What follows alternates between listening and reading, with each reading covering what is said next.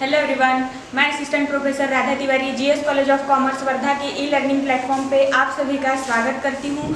और छात्रों, आज आपके तृतीय सत्र के नए एक सब्जेक्ट को लेके मैं आपके समक्ष उपस्थित हूँ और इस विषय का नाम है बीसीएम, जिसको हम हिंदी में व्यावसायिक संचार एवं प्रबंधन भी कहते हैं। तो व्यावसायिक संचार एवं प्रबंधन की पूर्ण रूप से जानकारी हासिल करके उस विषय को शुरुआत करने के लिए आज हम यहाँ पर मैं आपके समक्ष आई हूँ। व्यावसायिक संचार एवं प्रबंधन की अगर हम बात करें तो सबसे पहले हमें इसमें जानना है इसके जो सिलेबस के अलग अलग टुकड़े, जिसको हम इकाइयों में भी विभाजित करके समझ सकते हैं। और साथ ही साथ अगर आपके परीक्षा के समय तक सभी परिस्थिति अगर बिल्कुल ठीक हो जाती है कोरोना की, तो आपका पेपर पैटर्न कैसा होगा, इसकी एक विस्तृत चर्चा आज हम यहाँ पे करने वाले हैं। सबसे पहले हम देखेंगे व्यावसायिक संचार एवं प्रबंधन को 4 अलग अलग इकाइयों में बांटा गया है। 4 इकाइयों में बांटते हुए विषय की संरचना जो की गई है 2 भागों में, जिसमें है व्यावसायिक संचार एवं प्रबंधन। ये 2 अलग अलग भाग जो किए हैं, इन अलग अलग भागों को ही इकाइयों में भी विभाजित कर दिया गया है।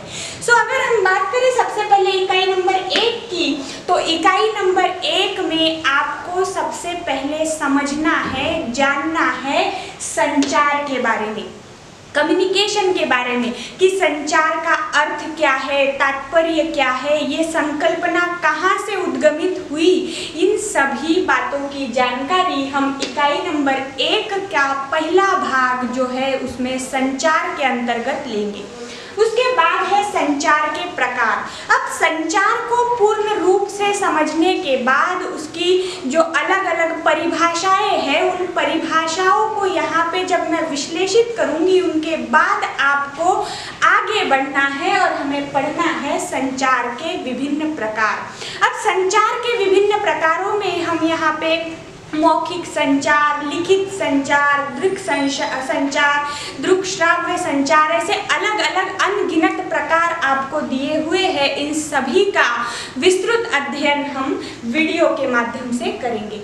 उसके बाद इकाई 1 को बहुत छोटे पैमाने पर रखा गया है छात्रगणों, जिसमें केवल संचार को मुख्य रूप से यहाँ हमें पढ़ना है, अध्ययन करना है, और संचार एवं संचार के प्रकारों पर ही इकाई नंबर 1 यहाँ पे खत्म हो जाती है। उसके बाद अगर इकाई 2 की बात करें, तो इसमें अब जो संचार हमने पढ़ा है, कम्युनिकेशन का यहाँ पे हमने डीप नॉलेज लिया है, अब उसका प्रारूप यहाँ पे बदल जाएगा और इकाई 2 में हम जो संचार पढ़ेंगे वो होगा व्यावसायिक संचार, माने बिजनेस कम्युनिकेशन। तो व्यावसायिक संचार में या इकाई नंबर 2 में सबसे पहले व्यावसायिक संचार को हमें समझना है। फिर से हम यहाँ पे अर्थ, परिभाषाएं, संकल्पनाएं अलग अलग शास्त्रज्ञों ने, विशेषज्ञों ने जो यहाँ पे प्रतिपादित की है, उसको हम यहाँ पे अध्ययन करेंगे। उसके बाद है व्यावसायिक संचार के प्रकार। अब आप में से कुछ लोगों के मन में सवाल आएगा कि यहाँ पे संचार एवं संचार के प्रकार तो हमने पहले ही अध्ययन कर लिया, लेकिन इकाई 2 में हम यहाँ मुख्य रूप से व्यावसायिक संचार का अध्ययन कर रहे हैं, इसीलिए व्यावसायिक संचार के भी विभिन्न रूपों का, जिसको हम प्रकार कह सकते हैं, अध्ययन हमें यहाँ करना होगा। उसके बाद तीसरा जो यहाँ घटक इकाई 3 में दिया है वो है जनसंपर्क। अब जब व्यावसायिक संचार की हम बात कर रहे हैं, बिजनेस कम्युनिकेशन की बात कर रहे हैं, तो इस स्थिति में या इस जो हमने यहाँ पे एक नया प्रकार देखा है, इस प्रकार को आगे लेते हुए, इस श्रृंखला को आगे बढ़ाते हुए जनसंपर्क अधिकारी का अर्थ हमें समझना होगा। सबसे पहले तो जनसंपर्क क्या होता है, पब्लिक रिलेशन क्या होता है, या हम इसको बोल सकते हैं कि जनसंपर्क अधिकारी जो ये काम मुख्य रूप से करता है, उस जनसंपर्क अधिकारी की विशेषताएं, उसके गुण कौशल का अध्ययन हम यहाँ पे करेंगे। उसके बाद है समूह चर्चा, ग्रुप डिस्कशन। अब भले ही समूह चर्चा यहाँ पे हम व्यावसायिक रूप के लिए अध्ययन करने वाले होंगे, लेकिन फिर भी आप भी कई बार महाविद्यालय में होने वाली अलग अलग स्पर्धाओं में, अलग अलग संगोष्ठियों में आपने समूह चर्चा का नाम सुना होगा। तो ये जो है ये बहुआयामी एक यहाँ पे पर्याय या पॉइंट आपको दिया हुआ है, जहाँ आप एक किताबी नॉलेज या किताबी ज्ञान भी लेंगे और साथ ही साथ उस ज्ञान का प्रयोजन आपके एक्चुअल लाइफ में भी कर सकते हैं। तो ये जो समूह चर्चा वाला पॉइंट यहाँ पे आया है, ये आपके लिए बहुआयामी मुद्दा है, ऐसा मैं कह सकती हूँ। तो यहाँ हमने इकाई 1 और इकाई 2 को जब समझा, तो इकाई 1 और 2 में आपने देखा होगा मुख्य रूप से संचार को यहाँ पे रखा गया है केंद्र स्थान में, और केंद्र स्थान में संचार को रखते हुए आगे उसको श्रृंखला बढ़ाई गई है, जैसे पहले संचार फिर व्यावसायिक संचार। ऐसा अब हम 2 इकाई तक पहुँचने के बाद अगर अपना सिलसिला आगे बढ़ाते हैं व्यावसायिक संचार एवं प्रबंधन इस विषय का, तो इकाई 3 में आपको पढ़ना है प्रबंधन जानकारी प्रणाली।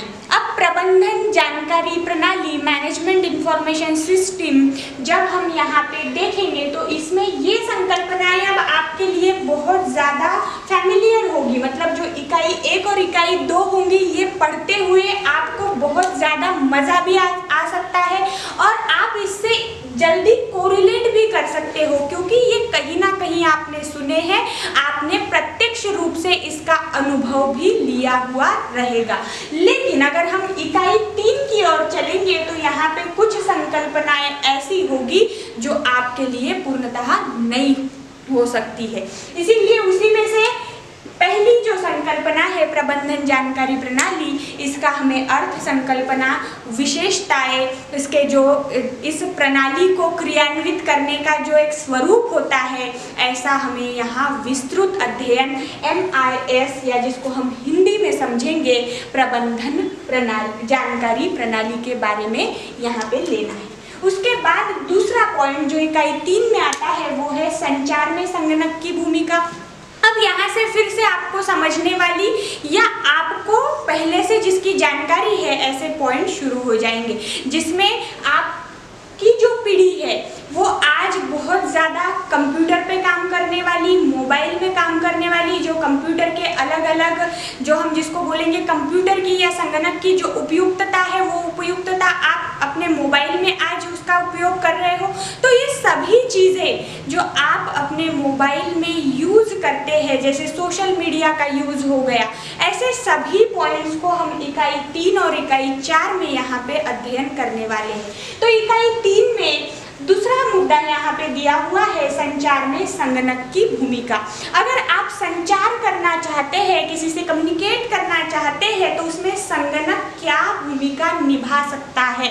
जैसे इसका अगर हम एक एग्जाम्पल ले तो पहले, अभी तो हम ईमेल मोबाइल से भी भेज देते हैं, लेकिन शुरुआती दौर में ईमेल भेजने के लिए संगणक का प्रयोग किया जाता था। जब संचार में इलेक्ट्रॉनिक संचार का नया रूप आया, तो उस नए रूप को आगे बढ़ाते हुए ये जो नई नई सिस्टम, नई नई प्रणालियाँ आई, तो इन प्रणालियों को क्रियान्वित करने के लिए जो उपकरण यूज किया जाता था, उपयोग में लाया जाता था, उसे संगणक कहते थे। तो उसका आज भी प्रयोग हो रहा है। मोबाइल ने पूर्ण रूप से संगणक को रिप्लेस किया है क्या? नहीं। इसीलिए संचार में संगणक की क्या विशेष भूमिका है, इसका हमें यहाँ अध्ययन करना है। इसे आप आउटडेटेड इंफॉर्मेशन नहीं बोल सकते, क्योंकि इसका आज भी प्रयोग बड़े पैमाने पर हो रहा है। हाँ, संगणक के प्रारूप अलग अलग हो चुके हैं। जैसे पहले डेस्कटॉप था, अब लोग पाम टॉप या जिसको हम लैपटॉप कहते हैं, अलग अलग प्रारूप जो है, या टैबलेट्स है, ये सभी छोटे बड़े प्रारूपों में लोग यूज कर रहे हैं, उपयोग में ला रहे हैं, लेकिन प्रणाली वही उपयोग में आ रही है। इसीलिए यहाँ पे संचार में संगणक की भूमिका हमें देखनी है। उसके बाद तीसरा पॉइंट है व्यावसायिक संचार में इंटरनेट की भूमिका। अब महत्वपूर्ण बातें आपके सामने इकाई 3 और 4 में आती रहेगी, जहां हमने संगणक का प्रयोग किया, या संगणक के प्रयोग में मैंने जो ईमेल का एग्जाम्पल लिया था, क्या वो इस कड़ी के बिना, इस हमारे जो एक एक जिसको हम बोलेंगे साधन के बिना उपयोग में लाई जा सकती है, तो इसका जवाब है नहीं, क्योंकि विदाउट इंटरनेट हम संगणक का मैक्सिमम यूटिलाइजेशन या ज़्यादा से ज़्यादा प्रयोग नहीं कर सकते। आप अपनी फाइल बना लीजिए, वहाँ पे आपको जो प्रेजेंटेशन देना है उसके लिए आप अलग अलग जो स्लाइड्स बना रहे हैं, तो जितना लिखित मटेरियल आपके पास है वो आप वहाँ पे उपयोग में लाएंगे, लेकिन कई बार इफेक्टिव प्रेजेंटेशन के लिए या आपने बनाई हुई जानकारी को किसी अन्य को भेजने के लिए आपको इंटरनेट की ज़रूरत पड़ती है। अगर आप एक इमेज गूगल से लेना चाहते हो तो आपके पास संगणक है, लेकिन अगर इंटरनेट नहीं है तो आपका काम फिर से बिगड़ जाएगा। इसीलिए व्यावसायिक संचार में संगणक की भूमिका के तत्काल बाद यहाँ पे हमें इंटरनेट की क्या भूमिका है इसका अध्ययन करना है। उसके बाद का पॉइंट दिया है व्यावसायिक संचार में वेबसाइट्स का प्रयोग। अलग अलग जो वेबसाइट्स है इसके आधार पे जो हमारा शोध हम जिसको कहते हैं, अनुसंधान कहते हैं, उस अनुसंधानात्मक कार्यों के लिए हमें वेबसाइट्स का प्रयोग करना होता है, और इसीलिए व्यावसायिक संचार में वेबसाइट का प्रयोग एक विशेष आपको यहाँ पे घटक इकाई 3 के अंतर्गत दिया गया है। उसके बाद है इकाई 3 में जो 5वां मुद्दा है वो है व्यावसायिक संचार के इलेक्ट्रॉनिक माध्यम। अब यहाँ पे साधन आ जाएंगे जो मैंने आपको यहाँ संगणक की भूमिका के समक्ष संगणक की भूमिका प्रस्तुत करते हुए जो अलग अलग माध्यम, अलग अलग साधन जो मैंने आपको बताए थे, उन साधनों का अब हमें यहाँ अध्ययन करना होगा। उसके बाद का 6ठा पॉइंट इकाई 3 में दिया है संचार के सामाजिक माध्यम, सोशल मीडिया। कम्युनिकेशन के लिए जो सोशल मीडिया नाम का एक अस्त्र आज के ज़माने में उपयोग में लाया जाता है, पहले किसी एक बात पे स्टैंड लेने के लिए आंदोलन किए जाते थे, मोर्चे लगाए जाते थे, कई लोगों तक तो वो बात पहुंचती ही नहीं थी। अगर देश में उसे उतने जल्दी अगर वायरल करना है, आज जो एक शब्द चला है वायरल होना, तो ये वायरल होना इसी माध्यम की देन है जो सोशल मीडिया आज चला है। जैसे ट्विटर हैंडल पे आप एक ट्वीट कर दीजिए और हैशटैग पर्टिकुलर मूवमेंट को अगर आप वहाँ लगा देते हैं तो उस मूवमेंट पे सारा भारत नहीं तो सारा जगत आपके साथ जुड़ जाता है। और ये केवल कहाँ से हो पा रहा है? जो संचार का नया माध्यम आया है उसके नए प्रारूप का यहाँ पे उपयोग जनता कर रही है, और उस उपयोग के हमें कई परिणाम भी दिखाई पड़ते हैं। अगर किसी के साथ अत्याचार होता है, किसी के साथ उसके हक को अगर मारा जाता है, तो वो पर्टिकुलर क्लिप बना के ट्विटर पे या जिसको हम बोलते हैं सोशल मीडिया के अलग अलग प्रारूप हो सकते हैं, जैसा फेसबुक है, व्हाट्सएप है, ऐसे कई जगहों पे उसे वायरल करके संचार लोगों से किया जा सकता है। और ये जो संचार है, ये संचार की कोई व्याप्ति नहीं है। ये कम्युनिकेशन जो हो रहा है ये एक ग्रुप के बीच या पर्टिकुलर 2 लोगों के बीच नहीं है, ये इसकी जो व्याप्ति है वो बहुत बड़ी मानी जाती है, वाइडर मानी जाती है। इसीलिए संचार के सामाजिक माध्यम जो नए नए आए हैं उसे भी हमें यहाँ समझना है।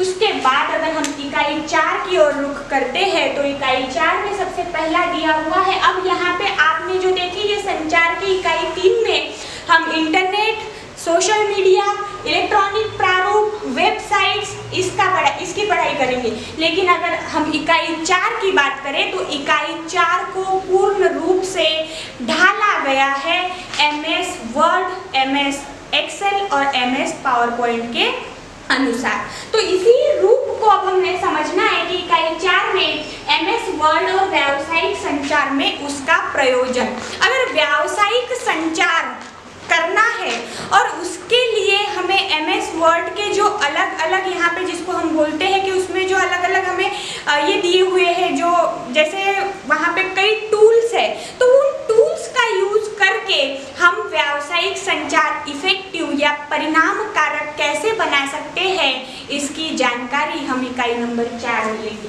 उसके बाद है संचार कौशल में MS एक्सेल और MS पावर पॉइंट की भूमिका। अब अगर संचार कौशल हमें यहाँ पे देखना है, जो कम्युनिकेशन स्किल है उस कम्युनिकेशन स्किल को और एनहांस करने के लिए और रीच बनाने के लिए यहाँ पर MS एक्सेल और पावर पॉइंट की क्या मदद एक पर्टिकुलर बंदा या जिसको हम कहते हैं जो पब्लिक स्पीकर है, जो लोगों में संचार करने के लिए तत्पर है, लेकिन उसका संचार परिणामकारक होना चाहिए, इसके लिए उसे कई इलेक्ट्रॉनिक माध्यमों का, नए नए प्रारूपों का यहाँ पे उपयोग करना पड़ता है। तो उसमें से जो एक जिसको हम बोलेंगे कि मददगार प्रणाली जो है, जिसको हम MS एक्सेल और पावर पॉइंट या वर्ड कहते हैं, तो यहाँ दूसरे घटक में एक्सेल और पावर पॉइंट की विशेषता एवं उपयुक्तता, जिसको हम भूमिका भी कह सकते हैं, उसका मुख्य रूप से अध्ययन करना है। उसके बाद तीसरा पॉइंट है MS एक्सेल और वित्तीय प्रस्तुतिकरण। MS एक्सेल आप में से कई लोगों ने 12वीं के बाद या अभी आप लोग जब घर में थे तब कई लोग ऐसे मतलब कंप्यूटर क्लासेस वगैरह बीच में कुछ दिनों के लिए शुरू हुई थी, तो कई लोगों ने MSCIT का कोर्स किया होगा या एटलीस्ट आपने जानकारी तो भी सुनी होगी। तो जहाँ MS एक्सेल की बात आती है वहाँ पे जो वित्तीय प्रस्तुतिकरण है या जैसे जिसको हम बोलते हैं न्यूमेरिकल प्रस्तुतिकरण, न्यूमेरिकल रिप्रेजेंटेशन जहाँ पे आता है, अंकीय प्रस्तुतिकरण की जब हम बात करते हैं तो उसके लिए MS एक्सेल यूज किया जाता है। और अंकीय प्रस्तुतिकरण यहाँ हमें मुख्य रूप से वित्तीय स्वरूप में देखना है। आपने कई बार रिजल्ट शीट बनाना सीखा होगा, अगर आप में से कई लोगों ने क्लास किए होंगे तो रिजल्ट शीट बनाए होंगे, कई लोगों ने बिल बनाना सीखा होगा। ऐसे जो हमने नॉर्मल वे में MS एक्सेल को पढ़ा है, तो अब उसका एक यहाँ पे विस्तृत प्रारूप आपको वित्तीय प्रस्तुतिकरण के लिए उसका उपयोग होते हुए हमें हमारे BCM या व्यावसायिक संचार एवं प्रबंधन इस विषय के अंतर्गत करना है। उसके बाद है चौथा पॉइंट दिया है व्यावसायिक सभा में परिणामकारक संचार के रूप में MS पावर पॉइंट की उपयुक्तता।